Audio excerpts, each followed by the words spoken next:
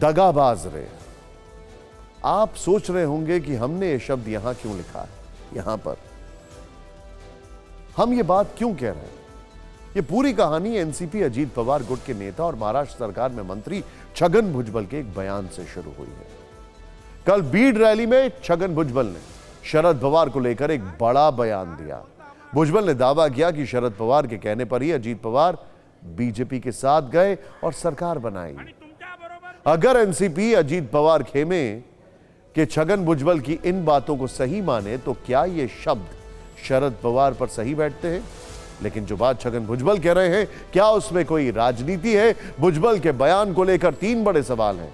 पहला सवाल, क्या भुजबल की यह बात सही है कि शरद पवार ने ही अजीत पवार और दूसरे नेताओं से कहा कि वो बीजेपी से बार्गेन करें?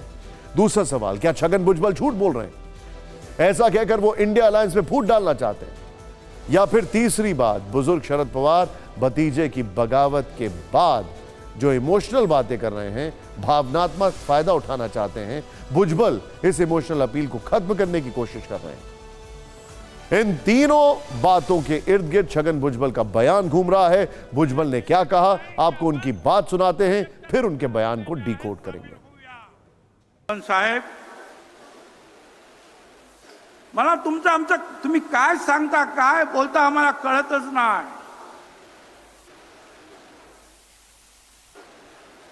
आणि तुमच्या बरोबर जे भाषण करतात त्यांना विचारा, सगळे 54च्या 54 आमदारांनी सह्या केल्या की नाही की आपण भाजपच्या सरकारमध्ये जे आहे सामील होऊया। साहेब, आम्हाला तुम्हाला विचारायचं आहे, 14 पासून तर आतापर्यंत गेल्या 5-6 महिन्यात अनेक वेळा आपण कुणाला सांगितले, काय सांगितले? अजित दादा,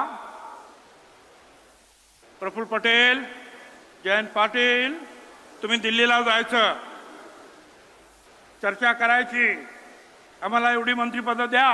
साहेब, हा रस्ता तुम्ही दाखवला।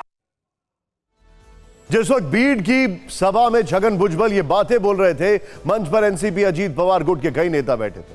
भुजबल ने 4 बड़े दावे किए। पहला दावा, शरद पवार ने बीजेपी के साथ सरकार बनाने को कहा, बहुत बड़ी बात। भुजबल का दूसरा दावा, शरद पवार ने अजीत पवार, प्रफुल्ल पटेल और जयंत पाटिल को दिल्ली जाने के लिए कहा। तीसरा दावा, शरद पवार ने दिल्ली जाकर मंत्री पद के बारे में बात करने को कहा। और भुजबल का चौथा दावा, शरद पवार ने इसके लिए 2014 से लगातार कोशिश की। सवाल यह है कि भुजबल ने यह बातें कही क्यों? क्या अजीत पवार खेमे की तरफ से यह बयान इसलिए दिया गया है क्योंकि अजीत पवार पर बार बार चाचा की पार्टी तोड़ने और बुजुर्ग नेता से बगावत के आरोप लग रहे हैं? शायद भुजबल ऐसे बयानों से पूरा नैरेटिव बदलना चाहते हैं। क्या भुजबल ने इंडिया गठबंधन की मुंबई में होने वाली तीसरी बैठक से पहले जानबूझकर ऐसा बयान दिया है जिससे विपक्षी खेमे में खींचतान बढ़ जाए, जैसा अजीत पवार की शरद पवार से सीक्रेट मुलाकात के बाद हुआ? क्या भुजबल ऐसे बयानों से शरद पवार के साथ जा रहे लोगों के मन में कंफ्यूजन पैदा करना चाहते हैं? शायद इसीलिए भुजबल ने यह बयान देकर डैमेज कंट्रोल की कोशिश की। आज शिवसेना उद्धव ठाकरे के अखबार सामना में अजीत पवार को लेकर एक लंबा लेख छपा है।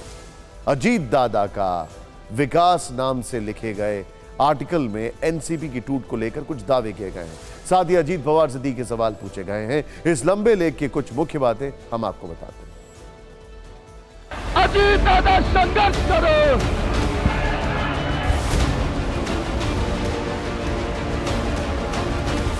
अजित पवार का कहना है कि मुझे सत्ता की हवस नहीं है। वो सही है तो उन्होंने विधायकों को इकट्ठा करके चाचा की पार्टी क्यों तोड़ी?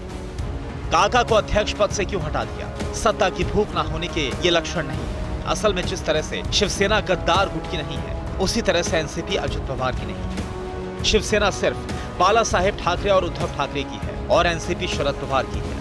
एकनाथ शिंदे और अजित पवार महान विचारों के कारण पार्टी से बाहर नहीं निकले, बल्कि ईडी, इनकम टैक्स, सीबीआई की जांच नहीं चाहिए, इस डर से उन्होंने घुटने टेके। ये जनता जानती है। बीजेपी के साथ जाने वालों को एक बात याद रखनी चाहिए कि 2024 में सत्ता बदलना तय है। शरद पवार के शब्दों में कहें तो आज कपाट में डाली गई फाइलें फिर से टेबल पर आएंगी। महाराष्ट्र के ही नहीं बल्कि देश के बेईमानों को तब क्षमा नहीं मिलेगी।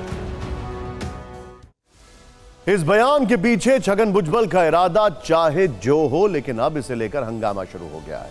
छगन भुजबल के बयान के बाद शरद पवार खेमा आक्रामक हो गया है। शरद पवार समर्थकों ने छगन भुजबल का पुतला जलाया। इस दौरान छगन भुजबल के गद्दार लिखे पोस्टर लहराए गए, जिसके बाद शरद पवार और अजीत पवार समर्थक आमने सामने आ गए। अजीत पवार समर्थकों ने थाने में जितेंद्र आह्वाड़ का पुतला फूका। आह्वाड़ के खिलाफ जमकर नारेबाजी की गई। भुजबल के बयान से एनसीपी के दोनों खेमे तो आमने सामने हैं ही, आज महाराष्ट्र में भुजबल के बयान पर जमकर राजनीति भी हुई। बयानों के तीर चलाए गए। आप खुद देखें रिपोर्ट। राष्ट्रवादी काँग्रेस पक्ष जो आहे तो अजितदादा पवार यांच्या बरोबर आहे। साहेब, आम्हाला तुम्हाला विचारायचं आहे,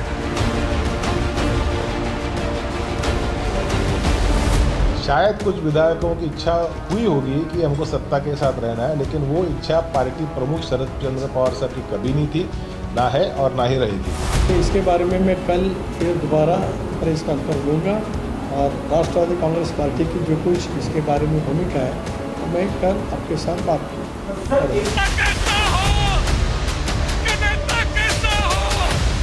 तरीके से सीनियर लीडर छगन भुजबल जी बात करते हैं, अजीत दादा ने भी वही कहा है, प्रफुल्ल पटेल जी जो पवार साहब के बहुत करीबी रह चुके हैं वो भी वही स्टैंड ले रहे हैं। तो इसलिए ये स्पष्ट है कि पवार साहब ने महायुति के और नरेंद्र मोदी जी की सरकार को आशीर्वाद दिया है, सिर्फ तारीख निश्चय होना है। इस पर कोई टिप्पणी नहीं करेंगे। राष्ट्रवादी कांग्रेस ने अपनी भूमिका जो रखी है वो सार्वजनिक है और उसके ऊपर और कोई टिप्पणी करनी है तो वही बदल करेगा।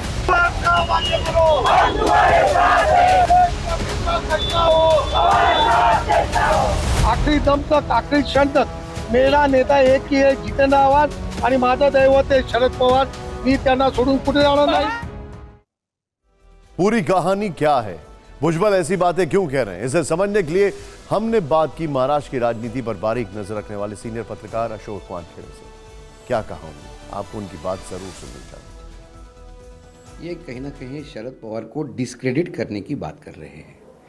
सवाल यह है कि यदि शरद पवार की आज्ञा को मानकर ये बीजेपी के साथ चले गए तो फिर जिसकी आज्ञा आप मानते हो उनको भला बुरा तो नहीं कहते, उनको ये तो नहीं कहते कि अब बुढ़े हो गए घर जाओ, उन्हें ये तो नहीं कहते कि आप कौन पार्टी के अध्यक्ष, अब हमारे अजीत पवार अध्यक्ष, उन्हें ये तो नहीं कहते कि आपने जिसको अध्यक्ष बताया जयंत पाटिल उसके जगह हम सुनील तटकरे को अध्यक्ष बनाते हैं।